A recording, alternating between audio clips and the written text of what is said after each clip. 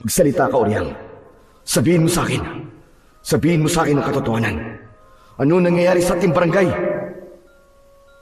Dato Pula, ikinalulugkot ko. Ngunit tuluyan nagdasakop ng mga aswang ang ating barangay. Sila lang ang nangahari doon. At wala na sa inyo ang kontrol sa barangay na inyong pinamumunuan. Walang laban ng mga mantring bagyan sa lakas namin, mga aswang! Huwag kang magsalita ng tapos dahil kakainin mo yung sinasabi mo! Tapusin na natin to! Dato Pula! Magandang araw po sa inyong lahat. Ang kwentong inyong mapapakinggan ay tungkol kay Dato Pula na isang pinunong may kakaibang lakas at minahal ng kanyang buong barangay dahil sa kanyang kabutihan. Sa kanyang pamumuno, dumating ang isang grupo sa kanilang lugar sa pangunguna ni Mang Gubat. Dala ang mga alay at pangako ng kaunlaran. Tinanggap sila ni Dato Pula ng bukal sa loob. Walang kaalam-alam si Dato Pula na may masama palang hangarin si Mang Gubat sa kanilang barangay. Ngunit paano kung ang isa sa mga pinagkakatiwalaan ni Dato Pula ang magtataksil sa kanya? Magtagumpay kaya si Dato Pula sa pagdepensa sa kanyang bayan laban sa mga halimaw o tuluyan na silang lalamunin ng kadiliman? Ngunit bago po ang lahat, mga idol, huwag po nating kalimutang mag-subscribe at i-hit ang notification bell sa aking YouTube channel na The Voice Addict at Apong Isaak para sa mas marami pang makapigil hiningang kwentong aswang at katatakutan mula sa mundo ng kababalagan. Umpisahan na po natin ang kwento. Bata pa lang ay nakitaan na si Dato Pula ng kakaibang lakas. Sa murang edad ay nakakapagbuhat na siya ng sako-sakong palay. Lahat ay humanga nang mapatumba niya ang isang kalabaw sa pamamagitan lamang ng isang suntok dahil bigla siya nitong inatake. Kaya naman, marami na kagad ang nag-isip na balang araw ay siya ang papalit sa kanyang ama na si Dato Alon sa pamumuno sa kanilang barangay. Hindi naman nagkamali ang mga tao dahil nang pumanaw si Dato Alon ay si Dato Pula na ang pumalit dito. Ipinagpatuloy ni Dato Pula ang hangarin ng kanyang ama at yun ay ang protektahan ang lahat ng tao sa kanyang nasasakupan sa kahit na anong uri ng panganib at kalaban. Isang umaga, nakatayo si Dato Pula sa harapan ng malawak na palayan kung saan may mga taong abala sa pagtatanim. Nakasuot si Dato Pula ng isang bahag na may burda ng pula na tanda ng kanyang katungkulan. Pinagmasdan ni Dato Pula ang mga mamamayan na masigasig na nagtatrabaho. May ilan sa mga yon ang mabagal ng gumalaw at halatang pagod na. Ang iba naman ay masiglang nagtatawanan habang nagtatanim ng mga palay. Sa di kalayuan, nakita niya ang isang batang lalaki na si Uban na halos matumba sa bigat ng karga nitong punla. Agad niyang nilapitan ang bata. "Uban, iwan mo na ang karga mo. Magpahinga ka na sa lilim. Sabihin mo rin sa nanay mo na magpahinga na rin." Nagpasalamat ang bata kay Dato Pula. Nagtungo si Dato Pula sa gitna ng palayan at tinignan niya ang mga taong abala sa pagtatanim. "Yung mga napapagod na ho, maaari na ho kayo magpahinga. May inumin po sa lilim ng puno ng balete. Huwag niyo pong pilitin ang katawan niyo. Mas importante po na makapagpahinga kayo." Maraming nagpasalamat kay Dato Pula. May ilan na nagtungo sa puno ng balete para makapagpahinga. Napangiti si Dato Pula. Ang ugali niya na pagkakaroon ng malasakit sa nasasakupan niya ay namana niya sa kanyang ama. Kaya naman, gaya ng kanyang ama, ay nakuha niya ang respeto at paggalang ng kanyang nasasakupan. Dahil sa may ilan na nagpahinga, ay hindi nagdalawang isip si Dato Pula na tumulong sa mga pagtatanim ng palay. Lumusong siya sa putikan matapos kumuha ng punla.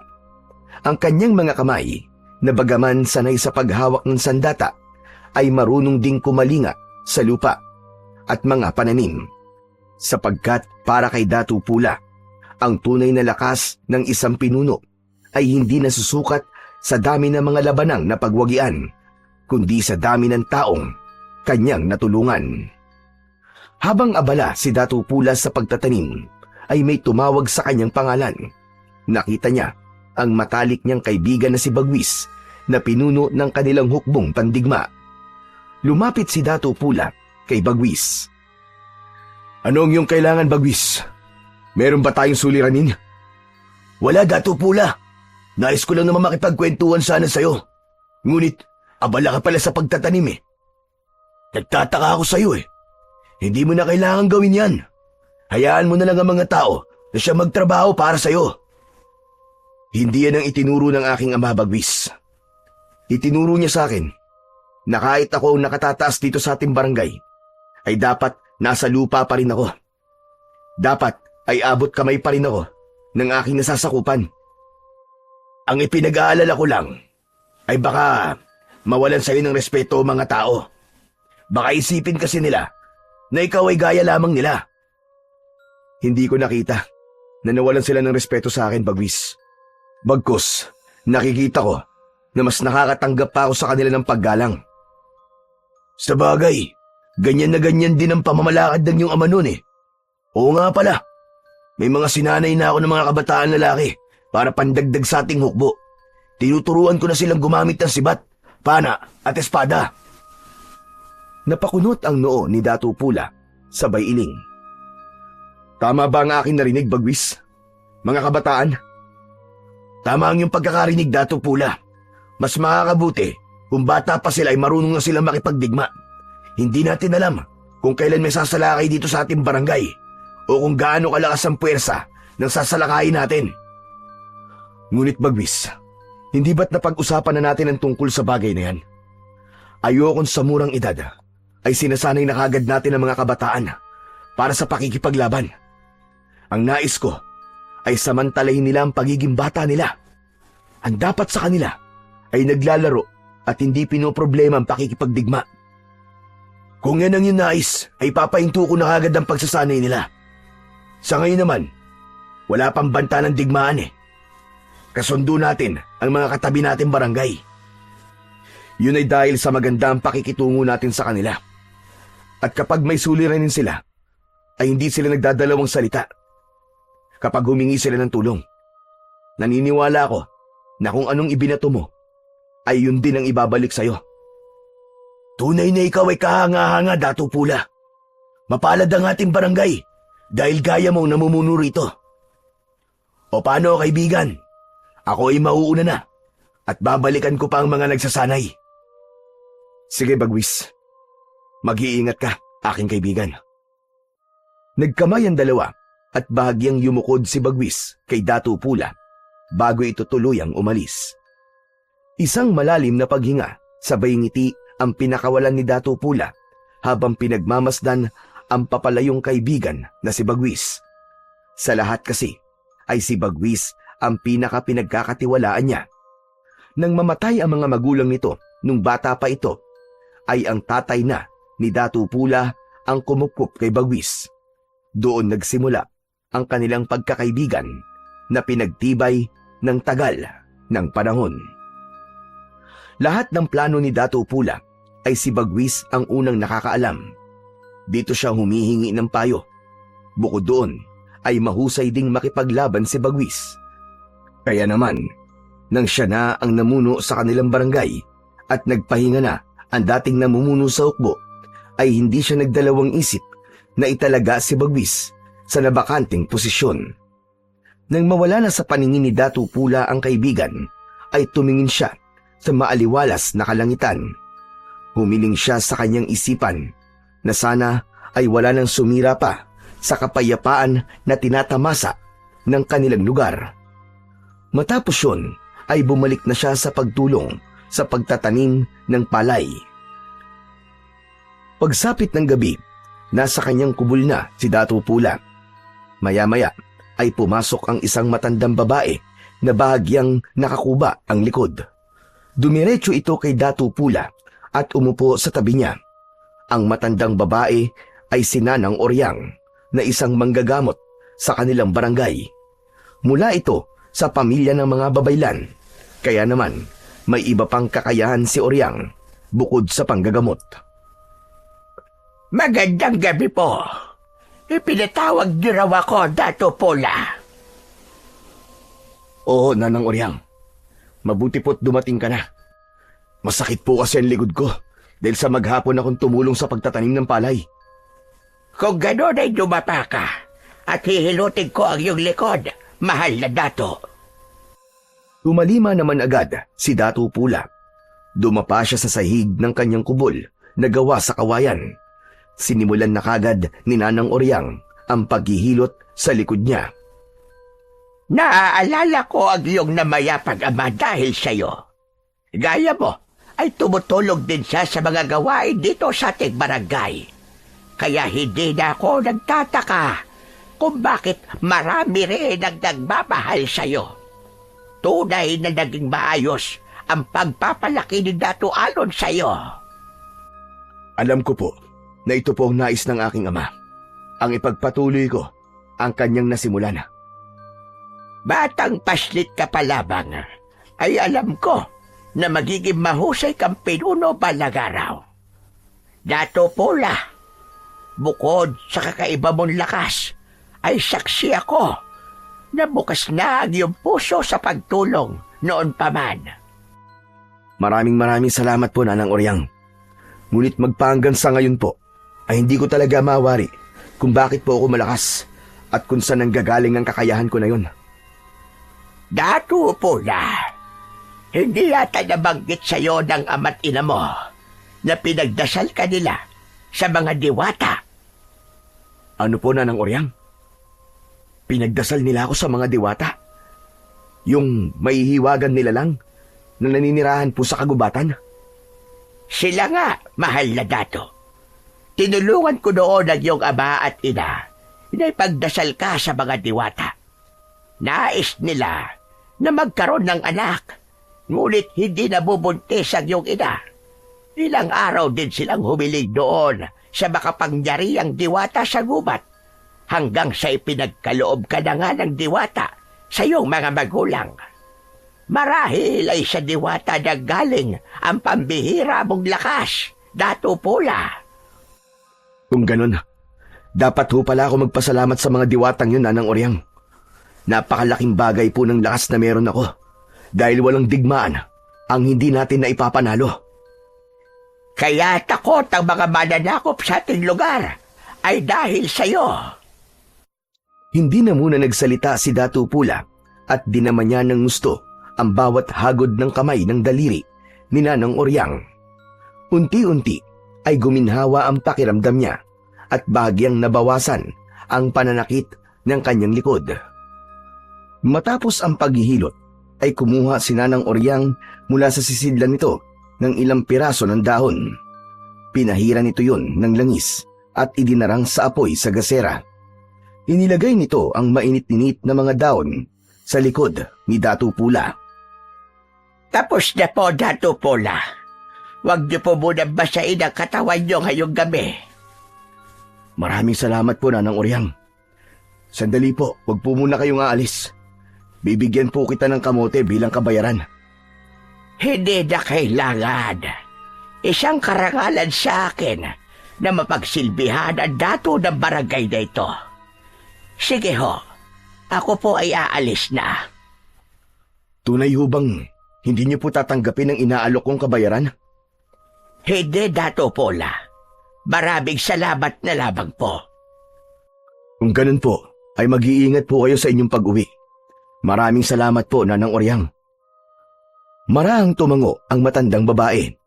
Kinuha na nito ang dala nitong sisidlan. Nang tumayo si Nanang Oryang, ay tumayo na rin si Datu Pula. Inihatid niya ito palabas sa kanyang kubo. Nasa labas na si Nanang Oryang nang bigla itong huminto at humarap kay Datu Pula. May nakalimutan ho ba kayo, Nanang Oryang? Oo. May nakalimutan ako sabihin sa'yo, mahal na dato. Ano ho yun? Alam ko na payapa ang isipan mo dahil matagal na simula na magkaroon ng digmaan dito sa ating barangay nung sinubukan ng mga mananakop na dayuhan na sakupin ang ating lugar.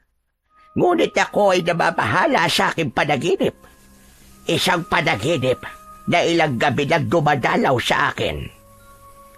Kinakabahan po ako sa inyong sinasabi, Nanang Oryang. Ano ho ba ang panaginip na ito?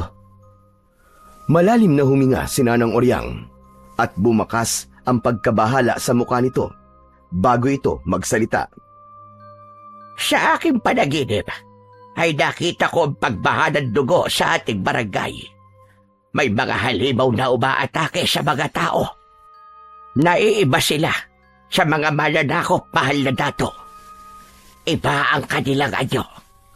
Para silang mga nilalang na hinukay mula sa kailaliman ng lupa. Wala ka bang nakitang pangitain sa kung ano mangyayari sa ating barangay sa mga susunod na araw, Nanang Oryang? Wala, Dato Pola. Tanging ang panaginip lang na yon ang aking basihan. Kaya wala akong tiyak at malinaw na pangitain sa ngayon. Ngunit malakas ang aking pakiramdam na ang panaginip na yon ay isang babala. Huwag ho kayo mag-alala, Nanang Oryang. Handa ang ating hukbo kung sakaling may magtangka muling sakupin ng ating barangay. Handa sila sa kahit na anong uri ng pakikipagdigma. Sana ka ay muli tayo magwagi kung sakaling may magsimula ng kaguluhan sa ating lugar.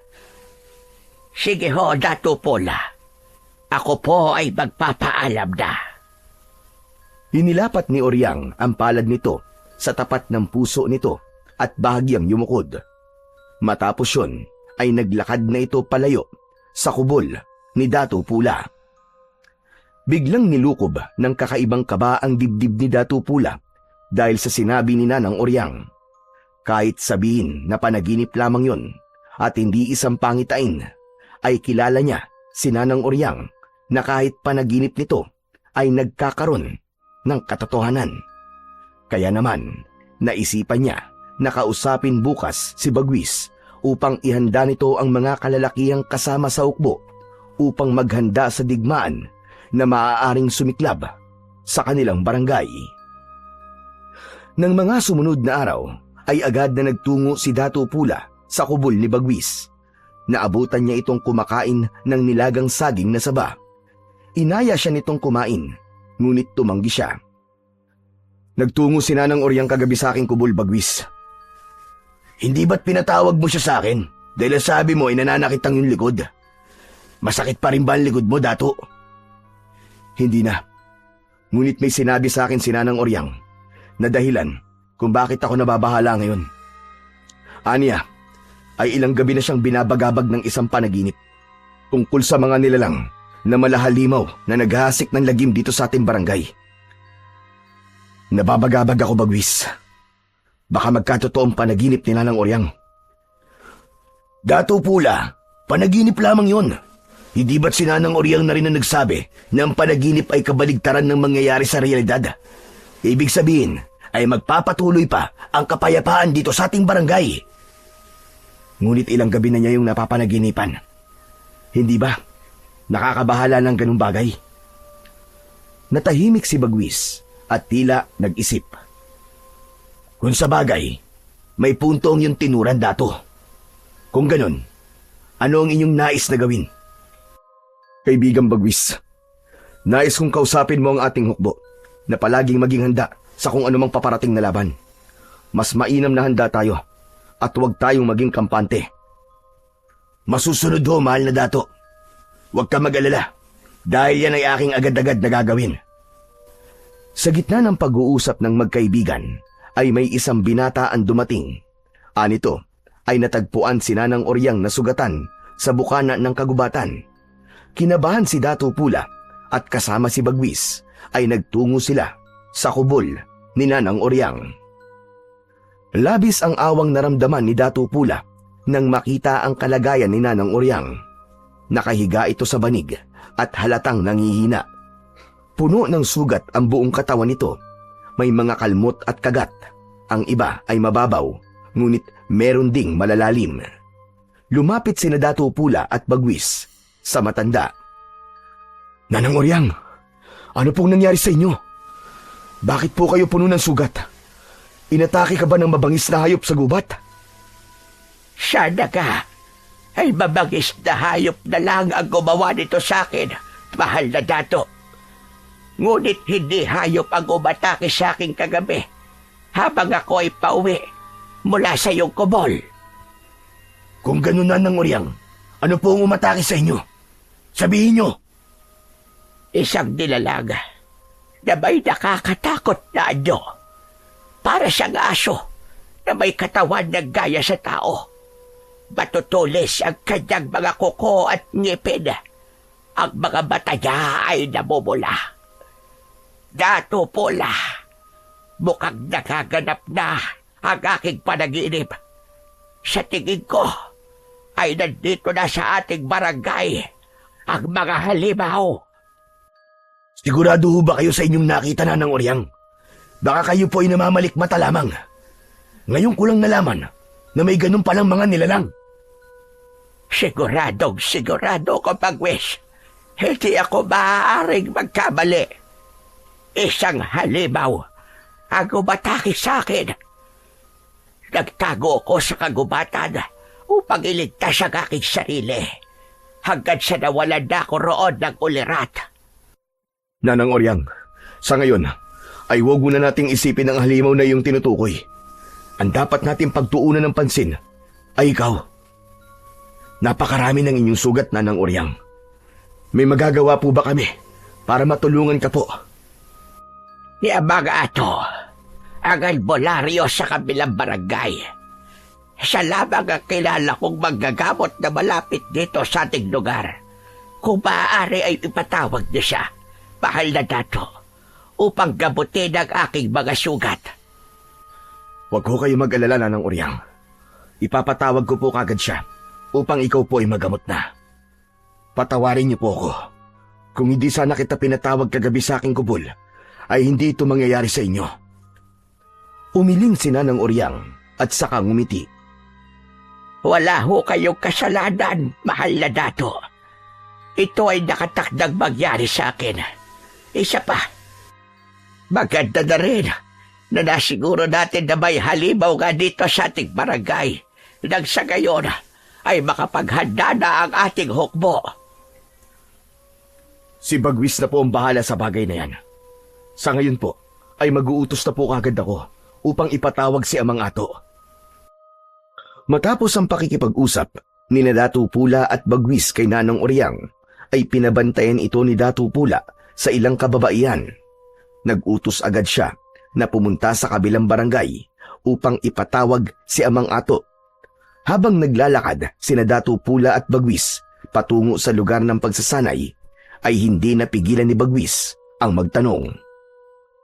Dato Pula, sa tingin mo ba ay may katotohanan na sinabi ni Nanang Oryang na isang halimaw ang umatake sa kanya? Kung iisipin, ay mahirap talaga yung paniwalaan. Ngunit kilala naman natin si Nanang Oryang. Hindi siya sinungaling na tao at walang dahilan para magsinungaling siya. Kaya naman naniniwala ako sa kanya, Bagwis. Pagsapit nila sa kampo ng mga mandirigma, agad na ipinaalam ni Bagwis sa mga kalalakihan na naroon ang nangyari kay Nanang Oryang. Pinaghanda nito ang mga yon kung sakaling may umatake nga na mga halimaw sa kanilang barangay. Tinabi rin ni Bagwis na paigtingin pa ng mga ito ang kanilang pagsasanay. Matapos yun ay umalis na si Dato Pula at bumalik siya sa kanyang kubol. Mula sa isang kahon na yari sa matigas na uri ng kahoy ay kinuha niya ang isang matalim na espada na ang hawakan ay may mga nakaukit na simbolo. Ang espadang yon ay dating pagmamay-ari ng kanyang namayapang ama. Ipinamana nito yon sa kanya bago ito sumakabilang buhay. Aking ama, gabayan niyo po ko. Kailangan ko po ang inyong basbas sa digmaang maaaring sumiklab sa ating barangay. Bigyan niyo po ko palagi ng lakas at tatag ng katawan at talas ng isipan upang maprotektahan ko po ang ating nasasakupan Kinuha ni Datu Pula ang kaluban at isinabit niya yon sa bewang. Inilagay niya ang espada sa kaluban at saka siya lumabas upang balikan si Nanang Oryang sa kubol nito. Nais niyang makasiguro na magiging ligtas si Nanang Oryang dahil napakalaki ng tulong na nagagawa nito sa lahat ng mamamayan sa kanilang barangay sa pamamagitan ng kaalaman nito sa panggagamot. Nang makabalik si Datu Pula sa kubol ni Nanang Oryang, ay maraming mga tao ang nagtitipon sa labas. Pagkakita ng mga yun sa kanya, ay nagbigay ang lahat ng paggalang. Binigyan siya ng mga tao ng daan upang makapasok siya sa kubol ni Nanang Oryang. Pagdating sa loob, ay naroon na si Amang Ato, isa yung matandang lalaki na palaging may nakataling pulang tela sa noo. Seryoso itong nagdidikdik ng iba't ibang uri ng dahon. Napatingin si Amang Ato kay Datu Pula. Tumayo ito at bahagyang yumukod. Magandang araw po sa inyo, Datu Pula. Isang karangalan po na ako ay inyong ipinatawag upang gamutin si Oryang. Salamat naman po't pinaunlakan niyo kami, Amang Ato. Ano na po nangyari kay Nanang Oryang? Ayon sa aking pagsisiyasat sa mga sugat niya, ay hindi naman ito delikado. Kailangan ko lang nalagyan ng halamang gamot ang kanyang mga sugat upang mabilis itong matuyo at maghilom. Gawin niyo po ang lahat upang mabilis na gumaling ang mga sugat ni Nanang Oryang. Ituloy niyo lang po ang inyong ginagawa. Maraming salamat po sa inyo, Amang Ato. Tumango si Amang Ato at bumalik ito sa pagdidikdik ng mga halamang gamot. Pinanood ni Datu Pula ang paglalagay ng gamot ni Amang Ato sa mga sugat ni Nanang Oryang. Minsan ay impit na napapasigaw si Nanang Oryang dahil sa sakit, ngunit bakas pa rin sa mukha nito ang tapang. Matapos gamutin ang mga sugat ni Nanang Oryang, ay muling lumapit si Amang Ato kay Datu Pula. Sinabi nito na baka maaaring paalisin ni Datu Pula ang mga tao sa labas dahil meron silang mahalagang pag-uusapan. Sumang-ayon naman kagad si Datu Pula at isang pakiusap lang niya sa mga tao ay umalis na ang mga yon. Nang wala na ang mga tao sa labas, ay binalikan ni Datu Pula si Amang Ato na nakaupo sa tabi ng nakahigang si Nanang Oryang. Amang Ato, nagsialisa na po mga tao. Ano po ang inyong sasabihin? Ramdam ko na ito ay mahalaga para paalisin mo mga tao sa labas. Napakahalaga nito, Datu Pula. Naikwento sa akin ni Oryang ang nangyari sa kanya kagabi. Anya, isang halimaw ang umatake sa kanya na muntik pa siyang patayin. Sa tingin ko, ay alam ko ang halimaw na tinutukoy niya. Sila ang tinatawag na aswang. Napakunot ang noo ni Datu Pula sa sinabing yun ni Amang Ato. Pinilit niyang alalahanin kung saan niya narinig ang salitang binanggit ni Amang Ato, ngunit tila bago yun sa kanyang pandinig. Amang Ato, anong aswang po sinasabi niyo? May nakapagsabi sa akin na ang mga aswang daw ay nilalang mula sa kadiliman. Sila ay may kakayahang mag-anyong tao sa umaga at halimaw naman pagsapit ng gabi. Ang pagkain nila ay tayong mga tao. Lahat ay kanilang gagawin upang maibsan ang kanilang gutom at uwaw sa ating laman at dugo. Amang Ato, nakakakilabot naman po ang inyong sinasabi. Ngunit saan po nagmula ang mga aswang na ito? Mula sa mga dayuhan na Kastila. Sila ang may dala nito sa ating bansa. Sa aking pagkakaalam, may kakayahan ng isang aswang na gawing aswang o hawaan ang isang tao. Nakarating din sa akin na ang layunin ng mga aswang ay masakop ang malaking bahagi ng ating bansa upang sila ang maghari dito, habang tayong mga tao ay magiging alipin nila o pagkain nila. Tama ang panaginip ko, Datu Pula. Mga halimaw ang maaaring susunod na mananakop dito sa ating barangay. Dadanak ang dugo kung hindi tayo agad nakikilos. Huwag kayo mag-alala.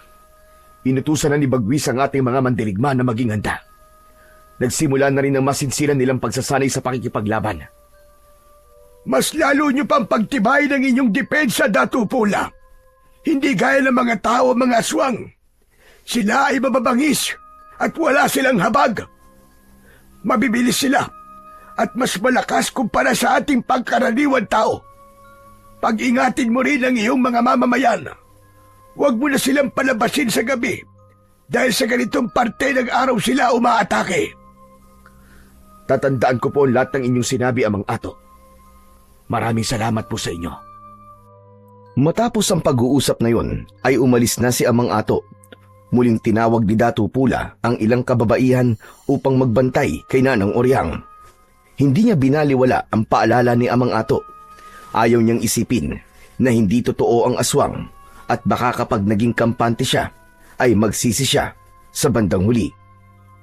Hindi naging kampante si Datu Pula, kaya naisipan niyang tulungan si Bagwis sa pagsasanay ng kanilang hukbo ng mga mandirigma. Sa gilid ng ilog ay nagtipon ang higit 20 mandirigma. Bawat isa ay may bitbit na sibat, kalasag o kampilan. Ang araw ay nasa tuktok na ng langit at ang init ay tila lalo pang nagpapakulo sa damdamin ng mga naroon. Alam ko na kayo ay nagtataka kung bakit ako nandito. Magmula sa araw na ito, ay makakasama niyo na ako sa inyong pagsasanay sa pakikipaglaban. Kailangan natin maging handa sa pagdating ng digmaan na ngayon lang natin mararanasan. Nagsimula ang pagsasanay sa tamang pagbitaw ng sibat. Si Bagwis ang unang nagturo at ipinaliwanag nito ang wastong paggamit ng sibat. Lumapit si Datu Pula sa gitna at nagsimulang magpakita ng kakaibang paggamit ng espada sa pakikipaglaban. Lahat ay may paghangang pinanood siya. Isa-isang nagtungo ang mga mandirigma upang gayahin ang ginawa ni Datu Pula. Ang mga nagkamali ay ginabayan niya sa maayos na paraan. Habang lumilipas ang oras, ay unti-unti nang nakakaramdam ng pagod ang lahat. Ngunit kahit isa ay walang nagpahinga.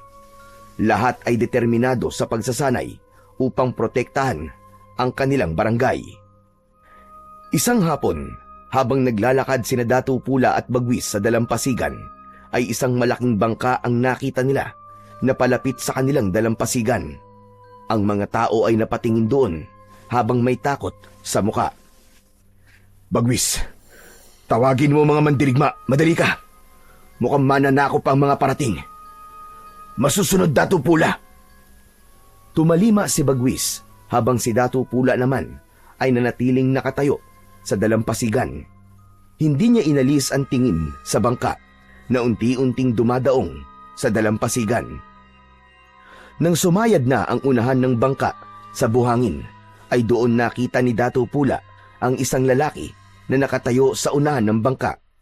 Base sa kasuotan nito, ay nahinuha niya na isa ngayong maharlika. Ang balabal na nakapalupot sa leeg nito ay gawa sa pinong telang kulay ube na may burda ng gintong sinulid sa laylayan. May putong ito sa ulo na kulay ginto. Sa bewang naman ay nakasabit ang isang pulang kampilan na may hugis ahas ang hawakan. Inihanda ni Datu Pula ang sarili. Maigpit niyang hinawakan ng puluhan ng kanyang espada at matiim na tumingin sa estrangherong lalaki. Hindi nagtagal ay dumating na si Bagwis kasama ang mga mandirigma. Pumuesto ang mga yon sa likuran ni Datu Pula. Bumaba ang lalaki mula sa bangka, kasabay ng ilang kalalakihan na mukhang mga mandirigma. Agad na hinugot ni Datu Pula ang espada at itinutok yon sa dibdib ng lalaki. Hindi man lang nagpakita ng takot ang lalaki at bagkus ay ngumiti pa ito. Hanggang diyan ka na lamang. Hindi mo na maaaring iakbang ng isa pa ang iyong mga paa. Magpakilala ka. Ako si Manggubat. Ako ang pinuno ng mga taong nasa aking likuran. Mula kami sa isla na malapit dito sa inyong bansa. Mga dayuhan kung ganon. Mga mananakop. Nagkakamali ka. Hindi kami mananakop. Ang totoo nga niyan ay nandito kami upang tumulong. Hindi mo ako malilinlang. Gaya lang kayo ng mga Kastila na nag-alok ng pagtulong ngunit nang maglaon ay lumabas na ang kanilang tunay na pakay. Ang manakop ng lupain na hindi sa kanila. Nauunawaan ko kung bakit ganyan ang iyong mga sinasabi, Datu Pula. Ngunit ang aking mga sinabi ay pawang katotohanan lamang. Hindi kami mananakop. Kami ay may hangarin na tumulong sa mga barangay upang mas lalo itong umunlad nang sa gayon ay mahirapan ang mga banyaga na ito ay sakupin. Tinawag mo ang aking pangalan. Paano mo nalaman kung sino ako? Hindi mahirap makilala kung sino ka, Datu Pula. Ang iyong pangalan ay bukang bibig kahit saan lugar kami magtungo. Lahat sila ay humahanga sa pamamaraan mo sa pamumuno. Kaya naisipan ko na ang inyong barangay ang sunod naming hatiran ng tulong. Hindi muna nagsalita si Datu Pula. Matiim niyang tinignan si Manggubat at pilit niyang pinakiramdaman kung totoo ba ang mga sinabi nito. Maya-maya pa ay lumapit si Bagwis kay Datu Pula at bumulong. Datu Pula, sa aking palagay ay hindi sila kalaban. Baka nga totoong tulong ang hatid nila sa atin at hindi pakikipagdigma. Malay mo, matulungan pa nila tayo sa sandaling sumalakay dito, mga halimaw. Bilang panimula, ay hayaan mong ipakita namin sa iyo ang aming handog. Inutusan ni Manggubat ang mga kasama nito na ibaba sa bangka ang mga dala ng mga ito. Pinagmasdan ni Datu Pula ang bawat kilos ng mga tauhan ni Manggubat. Mula sa bangka, nagsimula ng bumaba ang ilan sa mga yon, nadala ang ilang sisidlan na gawa sa pinakinis na kawayan. Isa-isang inilapag ang mga yon sa paanan ni Datu Pula. Sabay-sabay na binuksan ng mga kasama ni Manggubat ang sisidlan. Meron doong mga tela, alak, mga pinatuyong karne, at ang maliit na sisidlan ay naglalaman ng alas na yari sa ginto. Tanggapin mo ang aking munting alay sa iyo, Datu Pula. Ito ay pauna pa lang sa maaari kong ibigay na tulong sa inyo. Hindi ako basta-basta nadadala sa mga handog. Sa ngayon, ay nais muna kitang makausap, Manggubat. Kasama ang namumuno sa aking hukbo na si Bagwis. Isang karangalan sa akin na kayo ay makausap, Datu Pula. Pinasunod ni Datu Pula si Manggubat sa kanyang kubol. Kasabay niyang naglalakad si Bagwis habang nasa likod nila si Manggubat. Pagdating nila sa kubol ni Datu Pula, ay naupo sila sa kawayang sahig. Dinulutan ito ni Bagwis ng mainit na salabat at doon na sila nagsimulang mag-usap. Paumanhin sa uri ng pagsalubong ko sa inyo, Manggubat. Kami ay nag-iingat lamang dahil sa mga mananakop. Gaya ng aking tinurang kanina, ay naiintindihan ko. Alam ko na kayo ay nag-iingat lamang. Wala kami rito para manakop, kundi para tumulong. Ano-ano naman tulong ang inyong maibibigay sa amin, Manggubat? Edukasyon. May mga kasama ako na kayang turuang magbasa ang mga bata at ang iba pa nais matutong magbasa. Kapag may kaalaman, ang mamamayan sa isang barangay ay magdadalawang isip ang mga mananakop na angkinin ang barangay na yun dahil iisipin nila na matatalino ang mga taong nakatira dito. May kakayahan din kami sa pagtatayo ng mas matibay na mga kubol. Mas magiging maunlad ang inyong barangay kung matitibay ang tirahan ng mga tao rito. Magtuturo rin kami ng epektibong estratehiya sa pangangaso, pangingisda at pagtatanim. Tumango-tango si Datu Pula. Ang totoo ay maganda ang lahat ng mga sinabi ni Manggubat, lalo na sa edukasyon. Marami sa mga tao sa barangay nila ang hindi marunong magbasa at magsulat. Ngunit hindi pa rin siya kumbinsido sa mga sinabi ni Manggubat, kaya humingi siya ng opinyon mula kay Bagwis. Bagwis, ano sa palagay mo? Tatanggapin ba natin ang tulong na inaalok ni Manggubat? Sa aking palagay, ay nararapat at tanggapin natin, Datu Pula. Wala akong nararamdamang masama sa pagdating nila. Malaki ang may tutulong nila sa atin. Muling tumingin si Datu Pula kay Manggubat. Kung akin tatanggapin ang tulong nyo, ano naman ang magiging kapalit? Wala kaming hinihinging kapalit, Datu Pula. Ang aming pagtulong ay bukal sa aming mga puso. Kung ganun, ay tinatanggap ko na ang inyong tulong. Ngunit sa oras na may nakita akong mali o masama sa inyong ginagawa, ay kamatayan ang inyong sasapitin. Nagkakaintindihan ba tayo? Naiintindihan ko, mahal na dato. Maraming salamat. Inilahad ni Mang Gubat ang isang kamay at walang pag-aalinlangan na tinanggap naman yun ni Datu Pula. Kinabukasan ay agad na ipinag-utos ni Datu Pula ang pagpapatayo ng mga kubol sa silangang bahagi ng barangay na may sapat na distansya mula sa mga tahanan ng kanyang mga nasasakupan. Kumilos ang buong komunidad upang magtulong-tulong sa pagkuha ng mga kawayan. Bumuo ang mga ito ng haligi. Ang mga kababaihan naman ay gumawa ng pawid para sa bubong. Sa loob ng ilang araw ay natapos na ang 6 na may kalakihang kubol para kina Mang Gubat. Agad namang ginawa ni Mang Gubat ang mga ipinangako nito kay Datu Pula. Nagsimulang turuan ng mga kasama nito ang mga bata na magbasa at magsulat. Tinuruan din ng mga ito ang ilan sa ibang paraan ng pangangaso at pangingisda, habang si Mang Gubat ay personal na kinausap ang mga magsasaka at nagbigay ito ng mungkay tungkol sa pagtatanim. Lahat ng yun ay nasaksihan ni Datu Pula at hindi niya maikakaila na masaya siya sa pagbabagong nangyayari sa kanilang barangay simula nang dumating sina Mang Gubat. Alam niya na kapag nagtagal pa roon sila Mang Gubat ay mahihirapan na ang mga mananakop na sakupin ang kanilang barangay. Isang gabi, isang espesyal na pagdiriwang ang naganap sa barangay ni Datu Pula. Ang selebrasyon na yon ay inihandog ni Datu Pula kina Mang Gubat bilang pasasalamat sa napakaraming tulong na ibinigay nito sa kanila. Sa gitna ng malawak na liwasan ay umuugong ang musika mula sa tambol at kudyapi habang may mga kabataang sumasayaw. Sa isang gilid ng liwasan, nakaupo si Datu Pula sa isang mataas na upuang yari sa punong kahoy. Katabi niya si Mang Gubat na nakasuot ng marangyang balabal. Sa kabilang tabi naman ay naroon si Bagwis. May ngiti si Datu Pula habang pinagmamasdan ang kasiyahan. Sa gitna ng gabi ay inihain na ang mga inihaw na isda, karne ng baboy damo at mga banga ng alak. Sinalina ng alak ni Bagwis ang mga baso nila na yari sa katawan ng kawayan. Magkakasabay na ininom nilang 3 yon. Napakasarap ng alak na ito. Manamis-namis. Hindi gaya ng mga alak na aking natikman. Ang alak na yan ay tinatawag naming basi.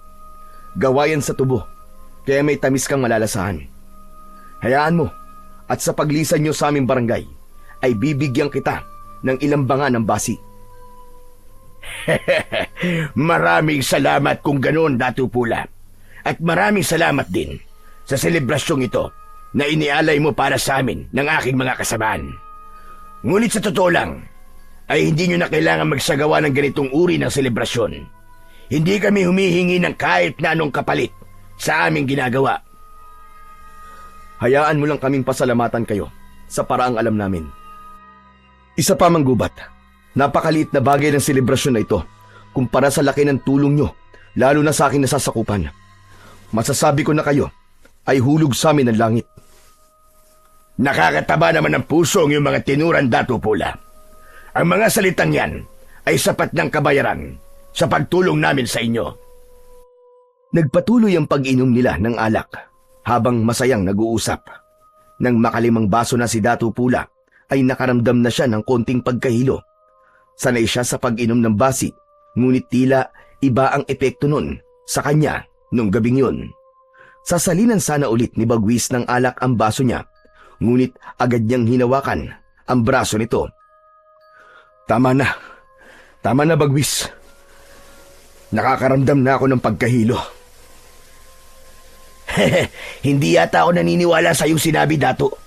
Ikaw, may hilo sa basi. Hindi ba't kahit isang banga ay nauubos mo nang hindi ka nakakaramdam ng pagkalasing? Binibiro mo yata ako, Datu Pula. Nagsasabi ako ng totoo, Bagwis. Nahihilo na talaga ako. Hindi ko mawarian kung bakit ang bis umepekto sa akin ngayon ng alak. Marahil siguro ay dahil sa pagod ko. Ngunit minsan ka lang mag-inom, Dato. Hayaan mo ang iyong sarili na magsaya ngayong gabing ito. Tama naman si Bagwis, Dato Pula. Samahan mo muna kaming mag-inom. Wala nang nagawa si Dato Pula kundi ang tumango. Hinayaan niya si Bagwis na muling lagyan ng alak ang kanyang baso.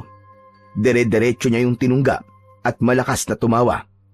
Patuloy pa rin ang pag-iinom nilang tatlo hanggang sa natapos na ang kasiyahan. Halos wala nang natatandaan si Dato Pula sa mga nangyari dahil sa labis na pagkalasing. Ngunit malinaw sa kanyang alaala na inihatid siya ni Bagwis at Manggubat sa kanyang kubol. Nang nakahiga na si Dato Pula sa banig, ay umalis na si Bagwis at Manggubat. Agad siyang nakatulog at isang napakasamang panaginip ang dumalaw sa kanya. Sa panaginip ni Dato Pula ay sinalakay daw ng mga aswang ang barangay nila. Marami ang namatay na mga tao.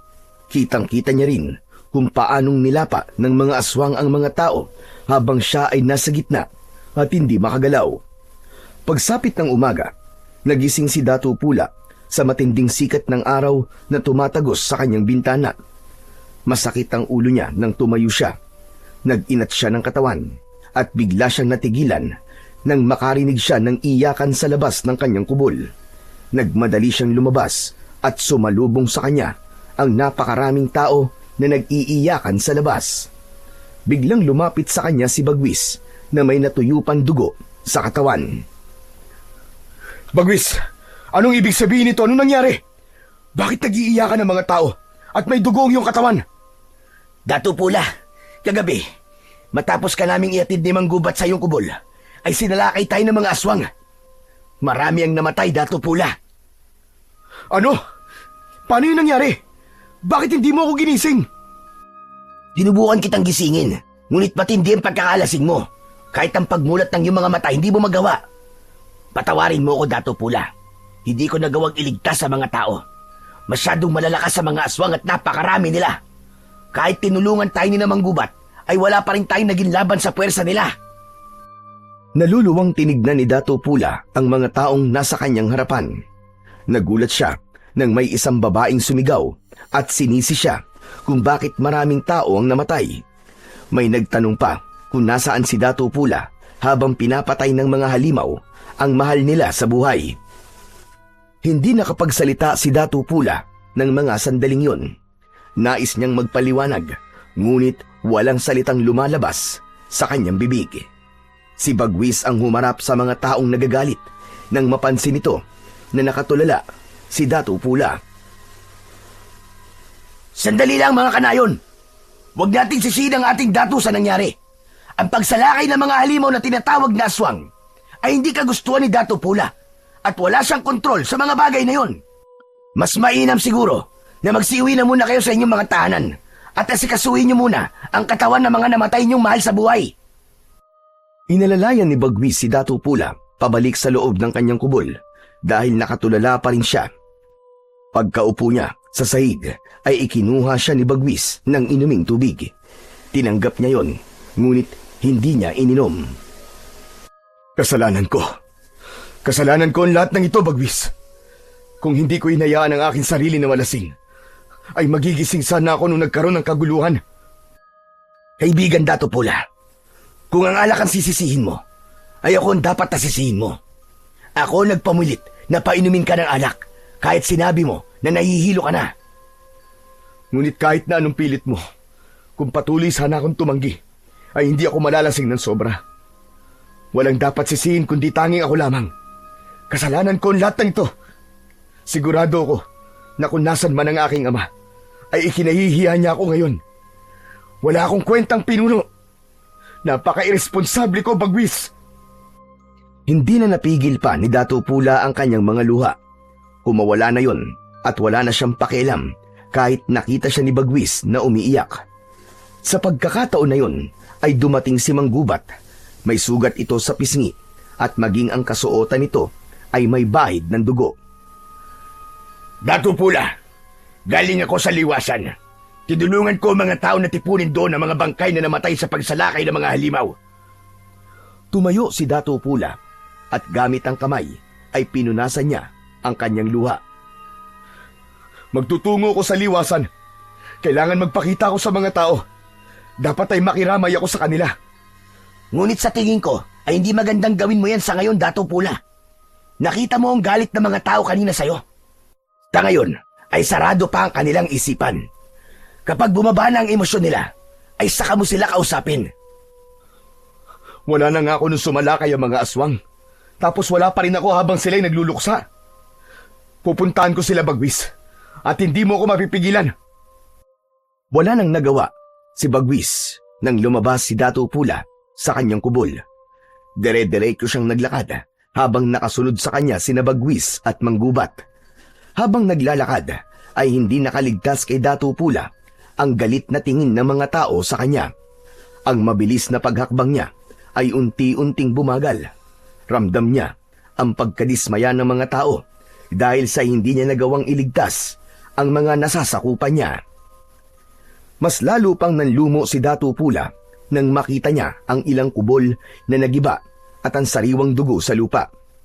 Hindi niya maisip kung gaano katakot ang mga tao kagabi habang nananalasa ang mga aswang. Pagdating sa liwasan ay doon na tuluyang nadurog ang puso ni Dato Pula nang makita niya ang mga nakahanay na bangkay. Maraming mga nag-iiyakan, may mga nawalan ng malay, habang ang iba naman ay tahimik na lumuluha. Hakbang sana si Dato Pula palapit sa mga tao, ngunit isang lalaki ang humarang sa kanya na matalim ang tingin. Ano ginagawa mo dito, Dato Pula? Wala ka nung kailangan ka namin. Huli ka na sa pagdating mo. Tumigil ka, lalaki. Huwag mong kausapin ang dato ng ganyan. Gusto mo bang ikaw ay maparusahan? Hayaan mo siya, Bagwis. Naiintindihan ko ang galit niya sa akin. Patawarin mo ko. Patawarin niyo akong lahat.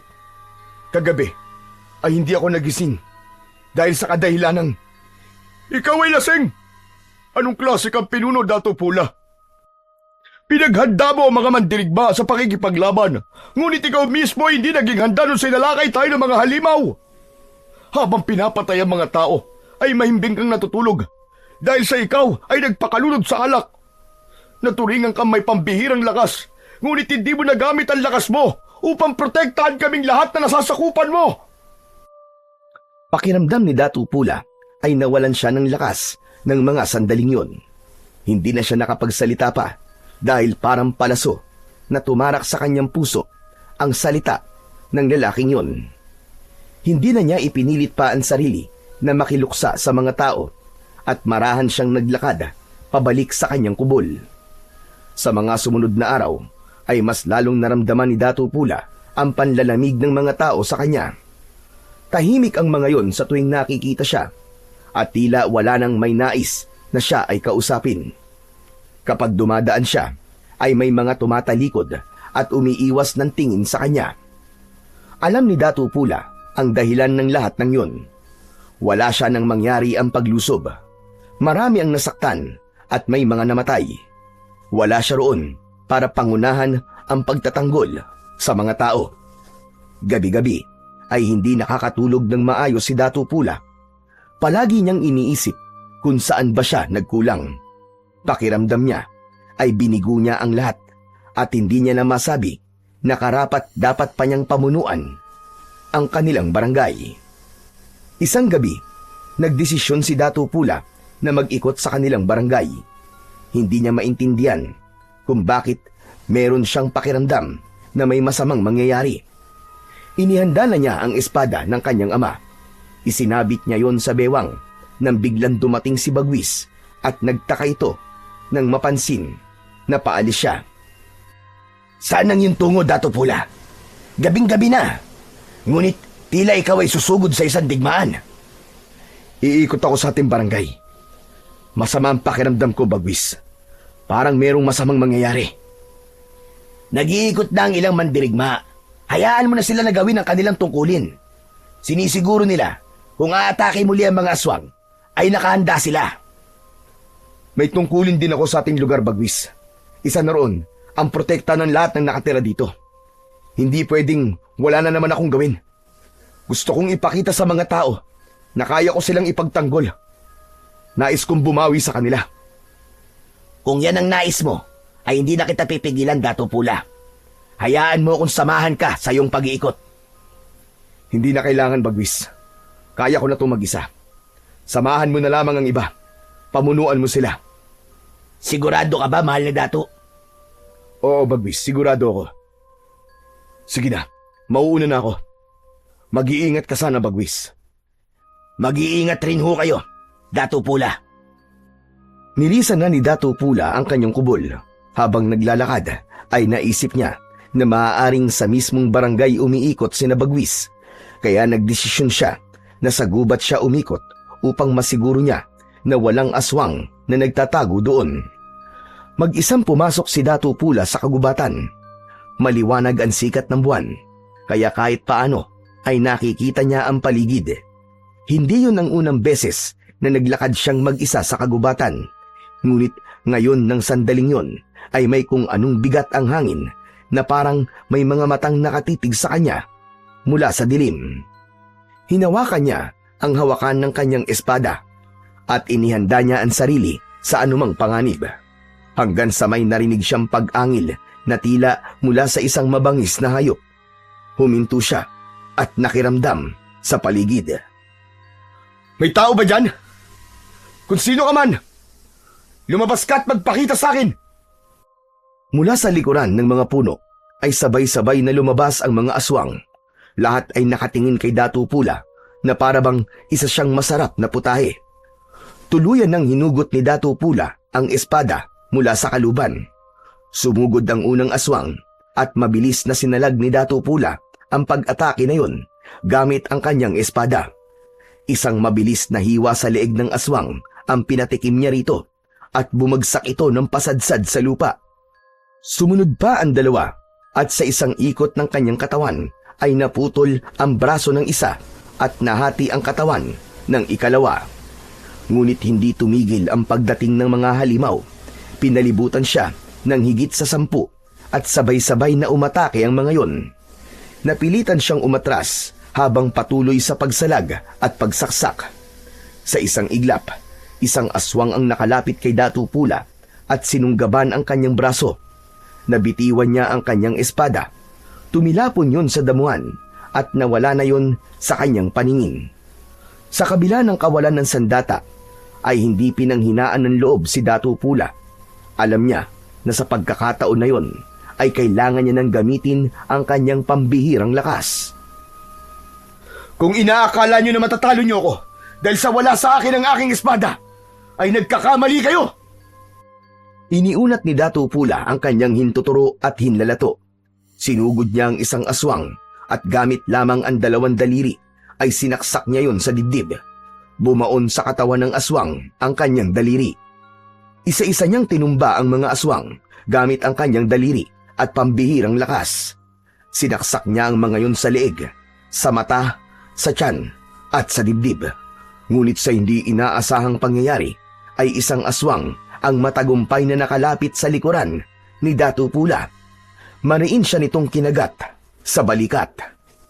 Napasigaw si Dato Pula at agad na siniko ito ng malakas, pero sinundan pa yon ng iba pang aswang. Kinalmot at kinagat siya ng mga yon sa iba't ibang parte ng kanyang katawan. Nadulas na siya sa sarili niyang dugo hanggang sa tuluyan na siyang bumagsak sa malamig na lupa. Halos hindi na siya makahinga sa dami ng kanyang sugat. Nanlalabo na rin ang kanyang paningin. Nanginginig na ang kanyang katawan at ramdam na ramdam niya ang bigat ng bawat sugat na kanyang tinamo. Sa ilalim ng mga bituin at buwan, habang nakapalibot ang mga aswang sa kanya, ay unti-unting pumikit ang mga mata ni Dato Pula at tuluyan na siyang niyakap ng kadiliman. Sa pagkawala ng malay ni Dato Pula, ay inakala niyang yun na ang kanyang katapusan. Inisip niya na wala na siyang magagawa upang protektahan ang mga mamamayan ng kanyang barangay laban sa aswang. Alam niya na sa pagkakataon na yon ay binigo niya ang kanyang ama sa pagtitiwala nito na ipasa sa kanya ang pamumuno bago yun binawian ng buhay. Ngunit tila may plano pa ang lumikha kay Dato Pula dahil isang araw ay bigla siyang nagising. Napasinghap siya kasabay ng pagbukas ng kanyang mga mata sa isang hindi pamilyar na kubol. Nasaan ako? Anong lugar to? Iginala niya ang paningin sa paligid upang maghanap ng pamilyar na bagay, ngunit wala siyang nakita. Sinubukan niyang bumangon, ngunit mabigat ang kanyang katawan at kahit konting galaw lang ay may nararamdaman siyang masakit. Hanggang sa isang matandang lalaki na may dalang mga dahon ang pumasok sa kubol. Agad yung nakilala ni Dato Pula. Walang iba kundi si Amang Ato. Tila nagulat ito nang makitang gising na siya at nabitiwan nito ang mga hawak nitong dahon. Nagmamadali itong humakbang palapit at dinama ang noo ni Dato Pula. Salamat naman at nagising ka na, mahal na Dato. Ang akala ko ay babawian ka na ng buhay. Amang Ato, paano po ako napunta dito? Ang huli ko pong naaalala ay sinalakay ako ng napakaraming aswang at napatay nila ako. Hindi ka nila napatay, mahal na Dato. Dahil buhay ka. Andito ka sa aking kubol. Dito ka namin dinala ni Oryang nang matagpuan ka niya sa kagubatan. Si Nanang Oryang? Opo, mahal na Dato. Ayon sa kanya, ay sinundan ka niya nung gabi na sinalakay ka ng mga aswang at nasaksihan niya kung paano ka nila pinagtulungan. Hindi kanya nagawang tulungan dahil sa takot. Nang iwanan ka ng mga aswang at inakala nilang patay ka na, ay saka ako tinawag ni Oryang upang magpatulong. Nagkasundo kami na dito ka muna pansamantala sa aking kubol. Maraming salamat po sa inyo ni Nanang Oryang. Utang ko po sa inyo ang aking pangalawang buhay. Ngunit kailangan ko na pong bumalik sa aking barangay. Kailangan po ko rin ng aking nasasakupan. Tinubukang bumangon ni Dato Pula, ngunit hindi niya talaga kaya. Tinatalo siya ng kirot ng mga sugat sa iba't ibang parte ng kanyang katawan.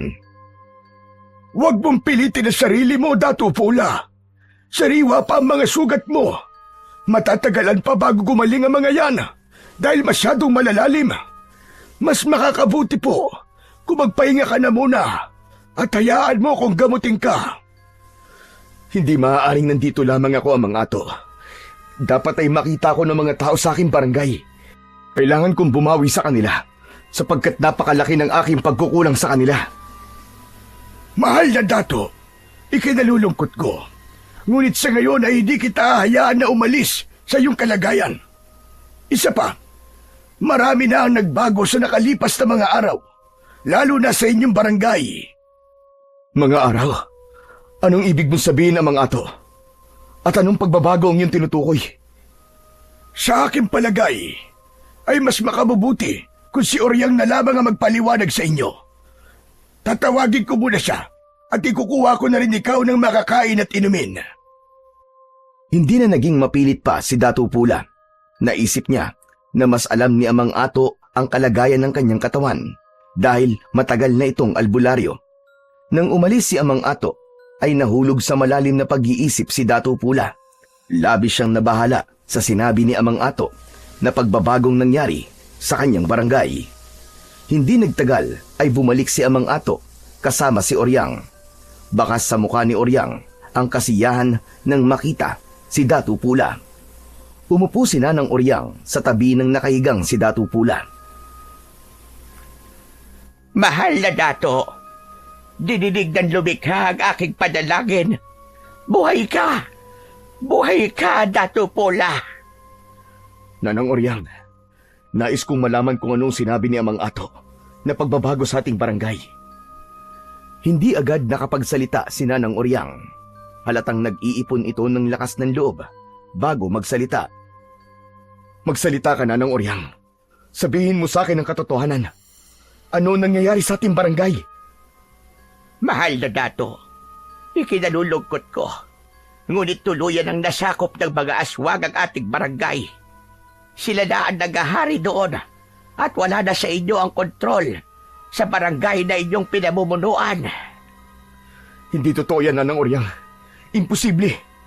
Nagawain ng mga aswang sa loob lamang na magdamag. Ngunit mahal na dato, halos 5 araw ka nang hindi nagigising. Hindi namin alam kung magigising ka pa. Pero hindi kami bumitaw ni Amang Ato. Ginamot ka namin at umasa kami na mabubuhay ka. Kaya hindi namin inilibing ang iyong katawan. Nanlamig si Dato Pula sa kanyang narinig at nanginig ang buong katawan niya. 5 araw akong walang ulirat. Siyang tunay, mahal na dato. 5 araw kang nakahiga rito at hindi nagigising. Nang mawala ka sa ating barangay, ay sinamantala ng mga aswang ang pagkakataon na yon para sakupin ang ating barangay. At alam kong mabibigla ka kapag sinabi ko kung sino ang pinuno ng mga aswang na ito. Sino, Nanang Oryang? Sino? Sino ang pinuno ng mga aswang? Sabihin niyo! Siya ay walang iba, kundi si Manggubat. Si Manggubat ang pinuno ng mga aswang, Dato Pula. Sa aking tingin, ay nilinlang niya kayo. Kinuha ang inyong loob upang madali nila kayong mapatay o mapatalsik sa inyong pamumuno. Sa ngayon, ay inaalipin nila ang mga tao at pinapatay ang ilan bilang pagkain ng mga aswang. Hayop siya! Napakagaling niyang magpanggap. Hindi pala siya isang kakampi, kundi isang mananakop na aswang. Babawiin ko ang barangay natin sa kanya. Hindi ako makakapayag na magtagal ito sa mga kamay niya. Si Bagwis, Nanang Oryang. Nasaan si Bagwis?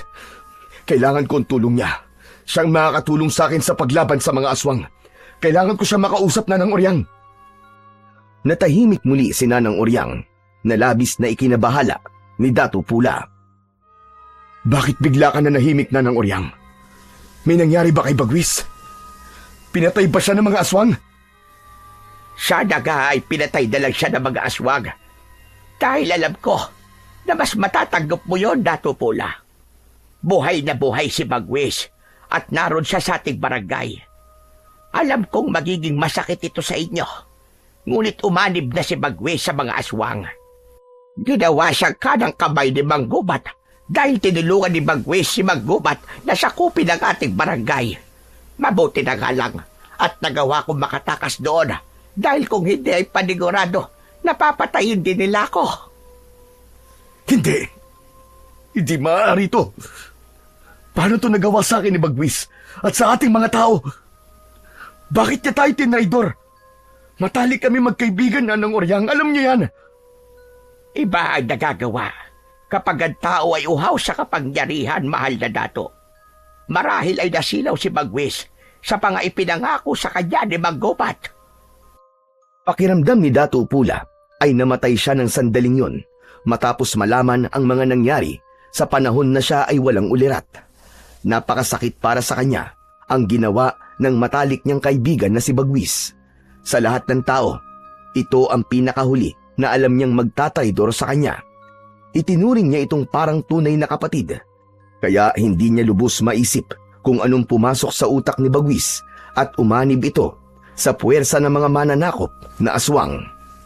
Sa mga lumipas na araw ay unti-unting natanggap ni Dato Pula na wala pa siyang kakayahan na harapin sina Manggubat dahil sa kanyang kalagayan. Hinayaan niya sina Amang Ato at Nanang Oryang na gamutin siya. Bawat patak ng langis at pagpahid ng dinurog na halamang gamot sa kanyang mga sugat ay may dalang hapdi, ngunit tinatanggap niya yon bilang paalala ng kanyang pagkatalo at ng kanyang muling pagbangon. Malinaw sa isip ni Dato Pula ang kanyang layunin na kailangan niyang bumangon at muling lumakas. Hindi siya maaaring manatiling nakahiga habang pinipinsala ng mga aswang ang kanyang nasasakupan. At nangako siya sa kanyang sarili na hindi magtatagal ay pababagsakin niya ang mga mananakop na aswang at babawiin niya ang dapat ay sa kanila ng kanyang mga mamamayan. Makalipas ang ilang araw, ay unti-unti na ngang naghilom ang mga sugat ni Dato Pula. Nagagawa na rin niyang makatayo at maglakad-lakad. Ngunit hanggang sa labas lang siya ng kubol ni Amang Ato dahil iniiwasan nila na may makakita sa kanyang ibang tao. Hindi pwedeng makarating kina Manggubat at Bagwis na buhay pa ang Datu. Dahil kapag nalaman ng mga ito na buhay pa siya at kung nasaan siya, ay may posibilidad na ang barangay naman ni Amang Ato ang manganganib. Nalalaman ni Datu Pula ang nangyayari sa kanilang barangay sa pamamagitan ni Amang Ato at Nanang Oryang. Ang mga ito ang nagkikwento sa kanya ng mga kaganapan doon. Gaya na lamang ng hapon na yon, nakaupo si Datu Pula sa banig sa loob ng kubol ni Amang Ato nang pumasok ang matandang lalaki na may dalang balita sa kanya. May bago ho ba kayong balita sa akin, Amang Ato? Meron, Datu Pula, at hindi maganda ang aking ibabalita. Sa sitwasyon nating lahat ngayon, ay hindi na ako umaasa na magandang balita. May nakapagsabi sa akin na nagsisimula na sumalakay ang mga mananakop na aswang sa ibang barangay. Ang akin sa panta ay plano nilang sakupin ang buong bansa.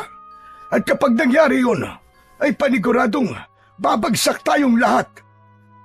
Kung ganun, ay nararapat lang na pabagsakin ko agad si Manggubat bago pa niya masakop ang ibang barangay. Mas lalong lalakas ang puwersa nila habang dumadami ang barangay na kanyang nasasakop. Tama ka, mahal na Datu. Sa ngayon, ay ikaw na lamang ang pag-asa naming lahat. Ngunit kailangan niyo pang magpalakas. Kahit hilom na ang mga sugat mo, ay hindi ito indikasyon na kaya mo nang makipaglaban muli. Nauunawaan ko po, Amang Ato. Malinaw na ang aking pag-iisip at hindi ako susugod ng di pa ako ganap na malakas. Ayoko muling matalo ng mga aswang. Hindi na ako papayag na magwagi sila ulit laban sa akin. Marahang tumango si Amang Ato bilang pagsang-ayon nito. Sa kabila ng pagkatalo noon ni Datu Pula sa mga aswang, ay malakas pa rin ang paniniwala niya na aayon pa rin sa kabutihan ang pagkakataon. At hindi magtatagal ay muling babalik sa normal ang kanilang mga buhay. Dumating ang araw na naramdaman ni Datu Pula na tuluyan ang bumalik ang kanyang lakas. Pero hindi yun naging dahilan para agad siyang sumabak sa digmaan laban sa mga aswang na mananakop. Alam niya na kailangan niya ulit linangin ang kakayahan niya sa pakikipaglaban.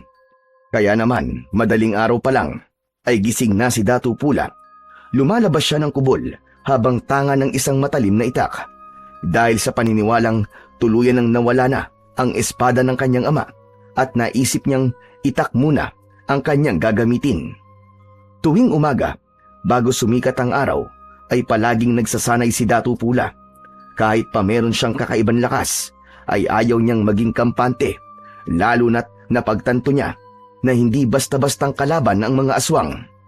Hindi na siya papayag na maulit muli ang pagkagapi niya sa mga aswang at ipapakita niya sa mga ito kung ano ang kaya niyang gawin para lang bawiin ang barangay na sinakop ni Manggubat.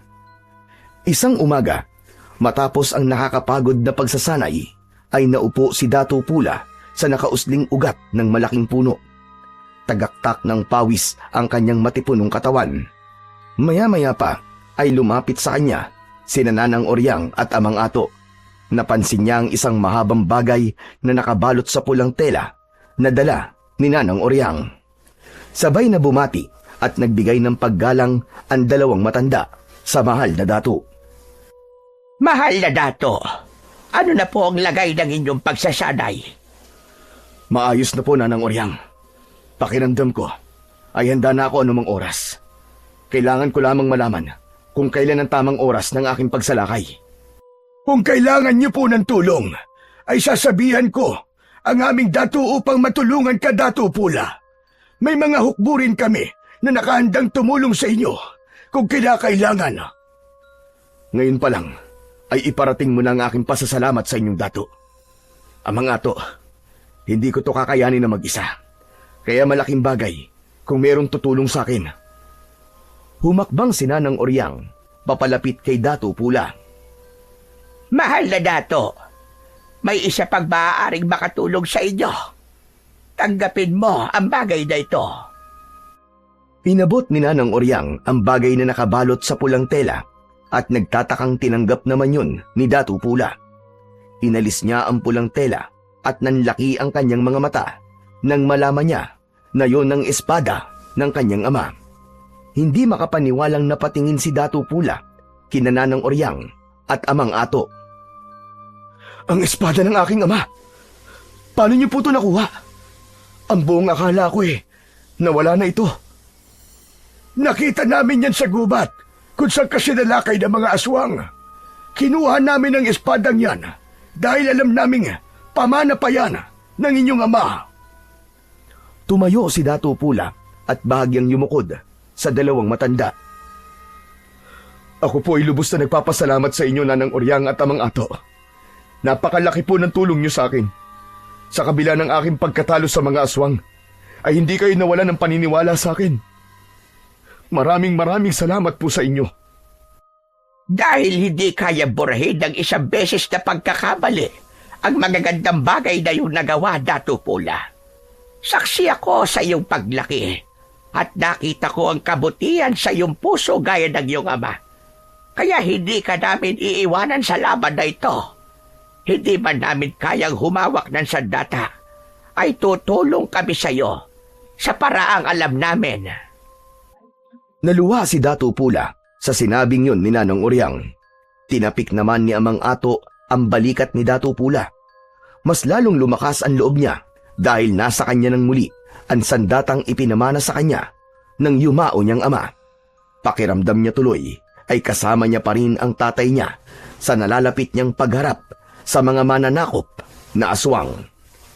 Sa kabila ng pagbalik ng lakas ni Datu Pula at ng espada ng kanyang ama, ay hindi niya kayang itanggi ang sakit na kanyang nararamdaman. Hindi sa pisikal, kundi sa loob ng kanyang puso. Sa tuwing naiisip niya ang pagtataksil na ginawa ng matalik niyang kaibigan na si Bagwis sa kanya, ay hindi niya maiwasang masaktan. Isang umaga, hindi napigilan ni Datu Pula na magtungo sa kanilang barangay upang personal niyang makita ang kalagayan ng mga tao roon. Nagtakip siya ng balabal sa muka upang walang makakilala sa kanya. Isinabit niya sa bewang ang espada. Paglabas niya ng kubol, ay sinalubong siya ni Amang Ato. Mahal na Datu, saan po ang inyong tungo? Amang Ato, sa aming barangay. Sisilipin ko lamang ang nangyayari roon. Ngunit mahal na Datu, mapanganib ko may makakakilala sa iyo. Kaya nga po ako naglagay ng balabal sa aking muka. Huwag ka mag-alala, Amang Ato. Mag-iingat ako at sisiguraduhin kung walang makakakilala sa akin o makakakita sa akin. Babalik din ako rito mamayang tanghali. Mukhang hindi na nga kita mapipigilan. Kung ganun, ay mag-iingat ka, mahal na Datu. Salamat po sa inyo, Amang Ato. Hindi na nagsayang pa ng sandali si Datu Pula. Agad siyang naglakad patungo sa kanilang barangay. Dumaan siya sa gubat upang walang makakita sa kanya. Nang makarating siya sa bukana ng gubat, ay pinagmasdan niya ang kanilang barangay. Nakita niya ang mga tauhan ni Mang Gubat na pinagtatrabaho at pinahihirapan ang mga tao. Nadurog ang puso ni Datu Pula sa kanyang nakita. Nais niyang sumugod ng mga sandaling yun, ngunit alam niya na hindi pa yun ang tamang pagkakataon. Aalis na sana siya nang namataan niya si Bagwis na naglalakad patungo sa kinaroroonan niya. Mabilis na nagtago si Datu Pula sa likod ng isang puno. Dumaan sa harap niya si Bagwis na hindi siya napapansin.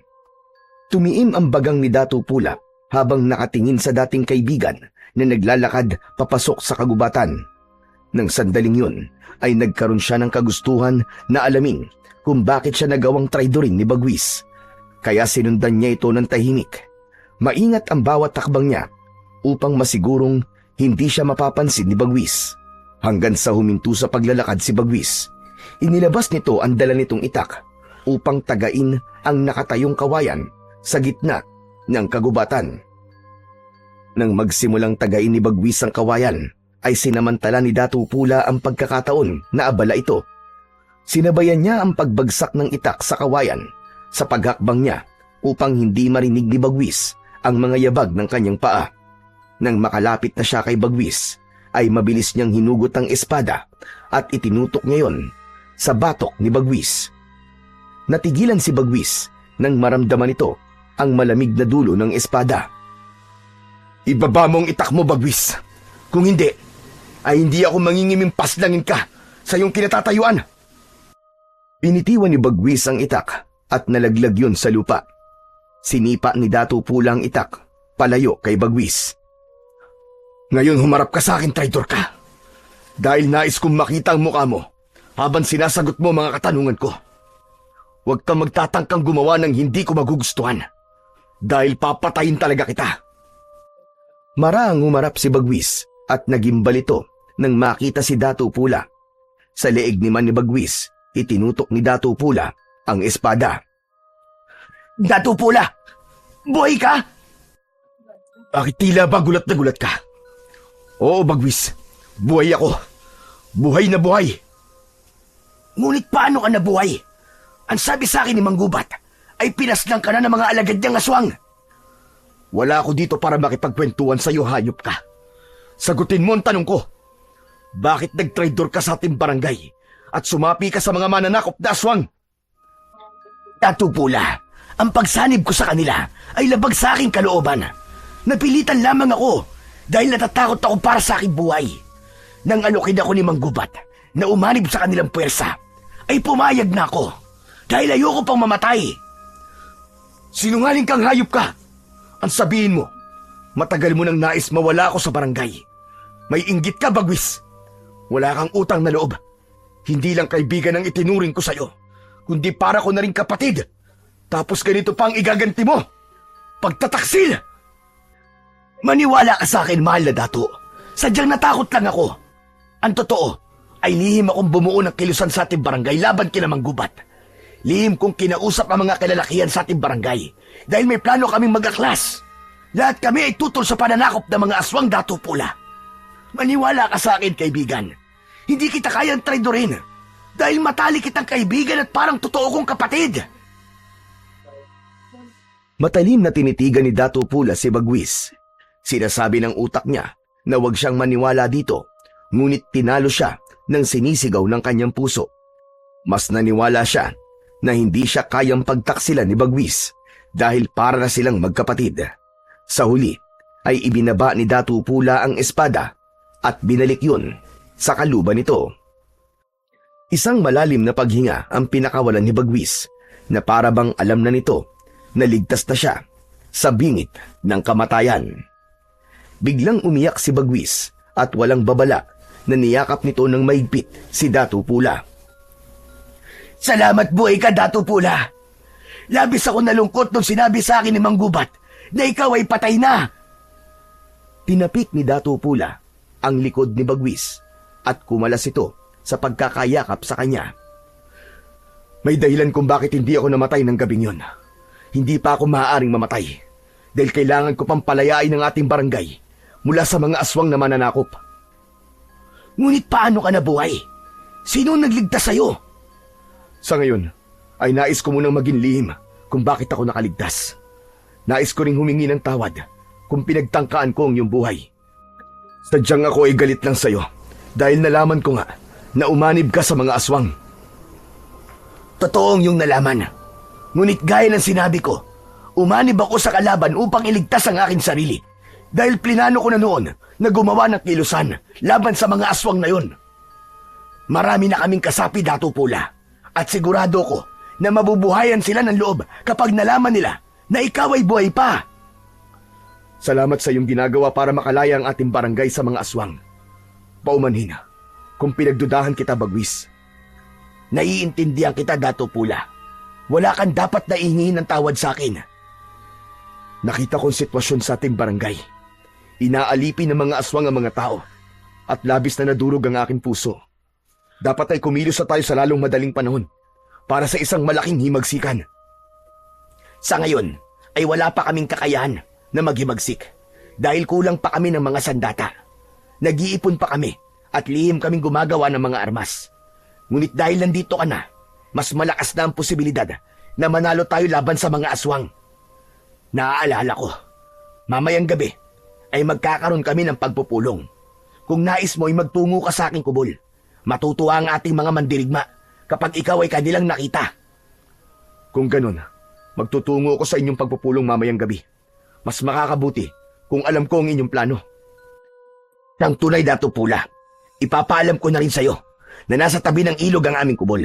Nag-iisang kubol lang yun doon, kaya madali mong matutukoy kung saan ang pagpupulong. Aasahan ko ang iyong pagpunta mamayang gabi, Dato Pula. At masaya ko dahil buhay ka pa. Bagwis, kailangan ko nang umalis. Magkita na lamang tayo mamayang gabi. Mag-iingat ka. Ikaw rin, Dato Pula. Mag-iingat ka. Bagyang yumukod si Bagwis, saka tumalikod si Dato Pula para maglakad na palayo. Nang makalabas na siya ng gubat, ay nakahinga siya ng maluwag dahil nalaman niya, nakakampi pa rin pala niya si Bagwis. Nawala na ang sakit na nararamdaman niya nung nalaman niya na sumapi si Bagwis sa mga mananakop na aswang. Doon niya napagtanto na matalino talaga si Bagwis dahil naisip nitong linlangin si Namang Gubat upang mas madali nila itong mapatumba. Nang makabalik si Dato Pula sa kubol ni Amang Ato, ay sinalubong siya ng nag-aalalang si Oryang. Dato Pula, saan ka ba nanggaling? Kanina pa kita hinahanap. Hindi ko makita si Amang Ato, kaya wala akong mapagtanungan. Nanggaling ho ako sa ating barangay, Nanang Oryang. Tinignan ko sandali ang sitwasyon doon ng mga tao. Nakakaawa sila, Nanang Oryang. Ginawa na silang alipin ng mga aswang. At may nalaman pa ako sa pagpunta ko ron tungkol kay Bagwis. Nagkita kami, Nanang Oryang. Talaga? Nagkita kayo ng traidor mong kaibigan? Anong ginawa mo sa kanya? Binigwasan mo ba na suntok sa muka? O ginilitan mo ba sa leeg? Sana, ginilitan mo ang leeg niya dahil yun ang nararapat sa mga taksil na kagaya niya. Huminahon ka, Nanang Oryang. Wala akong ginawa kay Bagwis. Hindi ko siya sinaktan. Ako, alam mo bang matagal na akong gigil sa Bagwis na yon? Kung ako ang nakaharap niya, ay dudukutin ko mga mata niya at ipapakain ko yun mismo sa kanya. Nanang Oryang, huminahon kayo. Kakampi po natin si Bagwis. Hindi natin siya kalaban. Ano ka mo? Ulitin mo nga ang tinuran mo, mahal na Dato. Makinig kayo sa akin. Hindi totoong kakampi siya ni Namang Gubat. Ang totoo, kaya siya umanib sa mga aswang ay upang iligtas ang kanyang sarili. Nang sa gayon, ay makapagbuo siya ng kilusan laban sa mga aswang. Sa ngayon, ay may mga umanib na sa kilusan nila. At mamayang gabi, ay magpupulong kami sa kubol ni Bagwis malapit sa ilog. Hindi agad nakapagsalita si Nanang Oryang at bahagyang nanlaki pa ang mga mata nito. Ramdam ni Dato Pula na hindi ito makapaniwala sa nalaman. Mahal na Dato, hindi talaga ako makapaniwala sa iyong sinabi. Ilang beses ko nasaksihan kung paano inalipin ni Bagwis sa mga tao sa ating barangay. Tila kahina-hinala ang sinabi mong, siya ay ating kakampi. Marahil po'y ginawa lamang niya yun dahil ayaw niyang magduda sa kanya si Mang Gubat. Nanang Oryang, mas malaki na ang posibilidad na manalo tayo sa digmaan natin laban sa mga aswang na mananakop dahil kay Bagwis.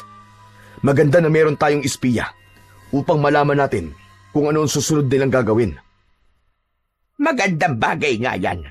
Ngunit duda pa rin ako kay Bagwis, mahal na Dato. Alisin mo na ang pagdududa sa kanya dahil siya ay tunay nating kakampi. Huwag kang mag-alala, Nanang Oryang, dahil nararamdaman ko na malapit nang makalaya ang ating barangay mula sa mga mananakop na aswang. Nang dumating si Amang Ato, ay ipinaalam dito ni Dato Pula ang nalaman niya tungkol kay Bagwis. Ipinaalam din niya ang mangyayaring pagpupulong mamayang gabi. Gaya ni Nanang Oryang, ay nagkaroon din ng pagdududa si Amang Ato kay Bagwis. Anito, ay hindi nito maintindihan kung bakit wala pa rin itong tiwala sa kaibigan ni Dato Pula. Ipinaliwanag naman ni Dato Pula kay Amang Ato na talagang kakampi nila si Bagwis. Pagsapit ng gabi, ay naghanda na si Dato Pula sa pagpunta sa pagpupulong. Isinabit niya ang espada sa kanyang bewang. Paglabas niya ng kubol, ay nag-uusap doon sina Nanang Oryang at Amang Ato. Lumapit siya sa dalawang matanda at nagpaalam. Mahal na Dato Pula, huwag ka na kayang tumuloy sa iyong pupuntahan. O kaya ay isama mo na lang kami ni Amang Ato. Nanang Oryang, huwag na kayo mag-alala sa akin. Magiging ligtas ako. Dahil si Bagwis at ang mga kaanib sa kilusan ang aking kikitain. Nararapat lamang na naroon ako sa pagpupulong ngayon upang malaman ko kung ano magiging hakbang namin para mabawi ang ating barangay sa mga aswang na mananakop. Mukhang hindi ka na namin mapipigilan. Kaya't mag-iingat ka na lamang, mahal na dato. Ngunit kapag hating gabi na at wala ka pa rin, ay susundan ka na namin doon. Kayo pong bahala, Amang Ato. Ngunit sigurado ko na buhay ako makakauwi dito. Paalam na po sa inyong dalawa. Matapos ang maikling pag-uusap, ay naglakad na si Dato Pula sa lugar kung saan gaganapin ang pagpupulong. Mabilis siyang nakarating sa nag-iisang kubol malapit sa ilog. Bago siya pumasok doon, ay luminga muna siya sa paligid upang makasiguro na walang aswang sa paligid. Sa pagpasok ni Dato Pula sa kubol, ay napakunot-no siya sapagkat walang kahit isang tao doon. Nagtungo siya sa gitna ng kubol at luminga. Ang tanging naroon ay isang gasera na may sindi. Hindi kaya nagkamali ako ng kubol na napuntahan? Bakit walang katao-tao dito? Nagdesisyon na lang si Dato Pula na lumabas. Natigilan siya nang makitang napakaraming aswang na nakapalibot sa kubol. Agad niyang hinugot ang kanyang espada at inihandaan sarili sa pakikipaglaban. Mula sa kumpul ng mga aswang ay lumabas si Mang Gubat at habang naglalakad ito papunta sa direksyon ni Dato Pula ay nagbabagong anyo ito hanggang sa tuluyan na itong naging aswang. Ngunit ang talagang gumulat kay Dato Pula ay ang paglitaw ni Bagwis sa kumpul ng mga aswang. Nakangisi ito ng nakakaloko at tumabi pa kay Mang Gubat. Bagwis, anong ibig sabihin ito? Hindi mo pa rin ba alam, Dato Pula? Nilinlang lang kita. Walang pagpupulong at walang kilusan. Lahat ng yon ay pawang kasinungalingan lamang upang madala kita sa lugar na to. Tama nga si Nanang Oryang at Amang Ato. Hindi dapat ako nagtiwala sa iyong traidor ka. Mahusay ang iyong ginawa, Bagwis. Ngayon ay may kasiguraduhan na ang kamatayan ng magiting na si Dato Pula. Isang karangalan ho ang mapaglingkuran ka, Dato Mang Gubat. Yumukod pa si Bagwis kay Mang Gubat. At dahil doon, tapos na ako sa iyo, Bagwis. Wala ka ng silbi sa akin. Teka, anong ibig mong sabihin? Biglang isinaksak ni Mang Gubat ang matutulis nitong kuko sa dibdib ni Bagwis at dinukot nito ang puso nun. Hindi na nakapagbigay pa ng kahit na anong reaksyon si Bagwis dahil agad na bumagsak ang katawan nito sa lupa. Dinurog ni Mang Gubat ang puso ni Bagwis sa mga kamay nito at nakangising tumingin kay Dato Pula. Hindi makapaniwala si Dato Pula sa ginawa ni Mang Gubat kay Bagwis. Nasaktan siya sa pagkamatay ni Bagwis, ngunit alam niya na yon ang nararapat na kaparusahan para sa mga kagaya nitong traidor. Ngayon, ikaw naman ang aking papaslangin, Dato Pula. Hindi ako papayag na magtagumpay ka, Mang Gubat. Kung meron mang mamamatay ngayong gabi, ay ikaw yon at ang lahat ng mga alagad mo. Matapos yun, ay inutusan ni Mang Gubat ang mga alagad nito na atakihin si Dato Pula. Mabilis na sumugod kay Dato Pula ang ilang mga aswang.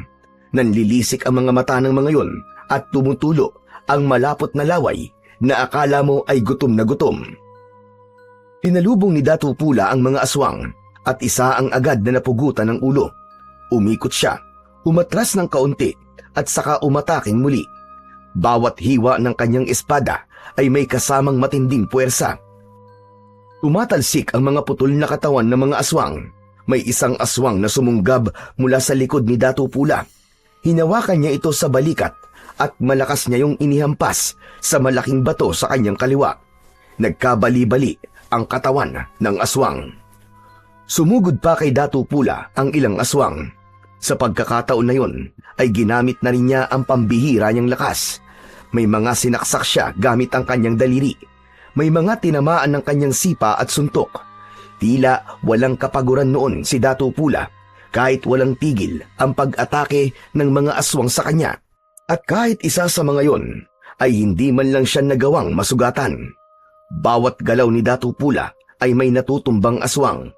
Ang kanyang lakas ay maihahambing sa isang batalyon na mandirigma.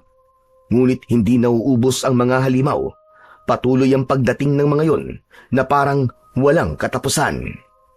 Hanggang sa mula sa kung saan ay may narinig si Datu Pula na tunog ng tambuli at sa kadiliman ng kagubatan ay lumitaw ang mga sulo na may apoy. Isa-isang nagsulputan ang mga mandirigmang buhat sa barangay ni Amang Ato. Tangan ang mga sibat, pana at gulok. Pinangunahan yon ni Datu Bagani na siyang namumuno sa barangay na yon. Hindi makapaniwala si Datu Pula sa kanyang nasaksiyan. Nagtataka man siya kung paano nalaman ni Datu Bagani na naroon siya at nakikipaglaban. Ay hindi na muna niya yon inisip at muli siyang nakipaglaban sa mga aswang. At sa pagkakataon na yon ay hindi na siya mag-isa. Hanggang sa biglang lumitaw si Manggubat sa harapan ni Datu Pula. Walang laban ng mga mandirigmang yan sa lakas naming mga aswang! Huwag kang magsalita ng tapos, Manggubat! Dahil kakainin mo yung sinasabi mo! Tapusin na natin ito, Datu Pula! Mabilis na sumugod si Manggubat. Sumalubong si Datu Pula at sinalag niya ang matutulis nitong mga kuko gamit ang kanyang espada. Kumiskis ang kuko ni Manggubat sa espada. Malakas siyang itinulak ng aswang. Napaatras siya at muling umatake si Manggubat. Sa bilis nito ay hindi niya nagawang iwasan ang pagbaon ng mga kuko nito sa kanyang balikat. Sumuko ko na lamang, Datu Pula.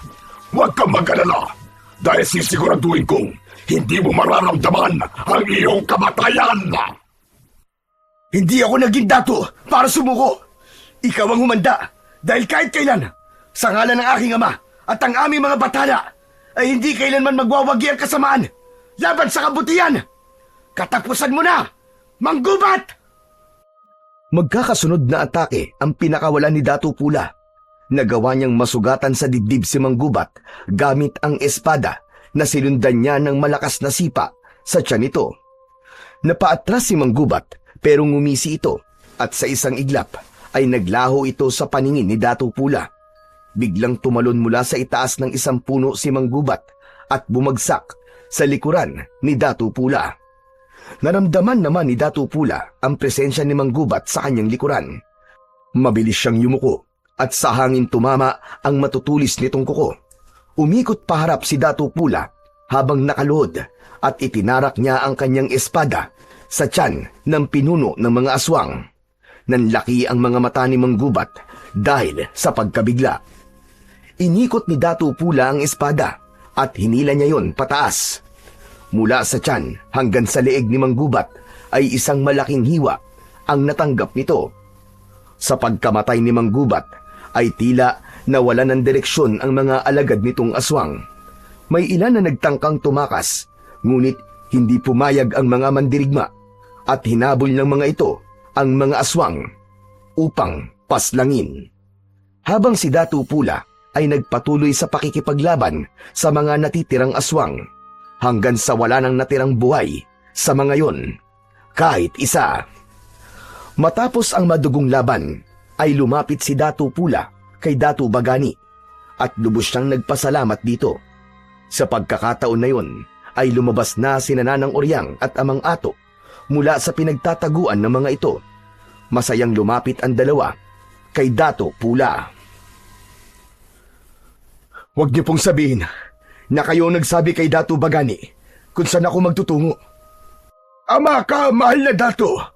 Dahil hindi kami mapalagay ni Oryang, kaya kinausap namin si Datu Bagani upang ikay sundan. At hindi nga kami nagkamali dahil isang patibong ang inihanda sa iyo ni Bagwis. Maraming salamat po sa inyong dalawa. Sa pangalawang pagkakataon ay iniligtas niyo po ang aking buhay. Hindi na nagtagal doon sina Datu Pula. Naglakad na sila papunta sa barangay ni Datu Pula upang sabihin sa mga tao ang isang napakagandang balita. Matapos ang lahat, ay muling naibalik kay Datu Pula ang pamumuno sa kanilang barangay. Muling nagkaroon ng sigla ang mga tao dahil sa wakas ay nakalaya na sila sa mga mananakop na aswang. Bumalik na rin ang tiwala at respeto ng mga tao kay Datu Pula. Isang hapon, nagtungo si Datu Pula sa libingan ng kanyang ama. Ibinaon niya ang kanyang espada sa tabi ng libingan nito. Ama, nagtagumpay tayo mula sa mga mananakop na aswang. Nangangako ako na simula ngayon ay hindi ko nahahayaan na maulit ang pangyayaring yon. Dahil hanggat ako ay humihinga, ang ating lugar ay mananatiling malaya laban sa mga masasamang nilalang at nais na sumakop dito. At habang pinapanood ni Datu Pula ang paglubog ng haring araw, ay nanatili siyang nakatayo sa harap ng puntod ng kanyang magiting na ama. Dala niya sa kanyang puso ang pangako na handa siyang lumaban muli para sa kanyang bayan, laban sa lahat ng uri ng mananakop at kampon ng kadiliman. So yun na po mga idol, sana po ay nagustuhan nyo ang ating kwento sa araw na ito. Ngayon naman po ay dumako na po tayo sa inyong pinaka-nire-request at pinaka-hinihintay na shoutout portion. Ano pa pong hinihintay natin? Ito na po. Shoutout po at maraming salamat po sa inyo. Jepoy Adornado, shoutout po. Vilma Loreto, Herman Loreto, Geraldine Almonte, at Delia Loreto. Maraming salamat po sa inyo sa walang sawang suporta at pakikinig. Shoutout din po, Arlene Elardo. Shoutout daw sa mga magtutubig. Maraming salamat po sa inyo dyan sa inyong pakikinig. Shoutout po, Anthony Y2I9D. Shoutout po from Paranaque sa Jamit's Eatery. Maraming salamat po sa lahat po ng kumakain dyan. Shoutout po, Rosalie Britannico. Shoutout po, Rosette Ersando. Maraming salamat sa walang sawang pakikinig. Shoutout po, June Padilla from General Trias, Cavite. Shoutout po, Jairan Kanja from Manila. Shoutout po, Aba Senita from Hong Kong. Maraming salamat po sa lahat po ng mga OFW na walang sawang nakikinig sa akin pong channel. Shoutout po, Rip Lonely. Shoutout po sa inyo. Shoutout po, Rex Angelu. Maraming salamat po. Shoutout po, Christy Odinya from Sapang Palay. Maraming salamat po sa inyo dyan. Shoutout po, Reynaldo Arado from Poblacion, Quezon, Bukidnon, Mindanao. Maraming salamat po sa inyo dyan sa mga taga Bukidnon. Shoutout po, Carl Cabs from Hong Kong. Shoutout po, Sweetie5659 from Dubai. Shoutout po, Jonalyn Marquez from Oman. Shoutout po, Hazel Fiesta from Dubai. Shoutout po, Rona Galyado from Hong Kong. At shoutout po, Annalisa Baselio from Qatar. Ami Mac, maraming salamat po sa inyong walang sawang pakikinig. Muli po, maraming salamat po sa inyong walang sawang suporta at pakikinig ng mga kwentong aswang at katatakutan sa aking munting channel na The Voice Addict at Apong Isaac. Hanggang sa susunod pa pong kwento na magpapatindig ng inyong mga balahibo mula sa mundo ng kababalaghan.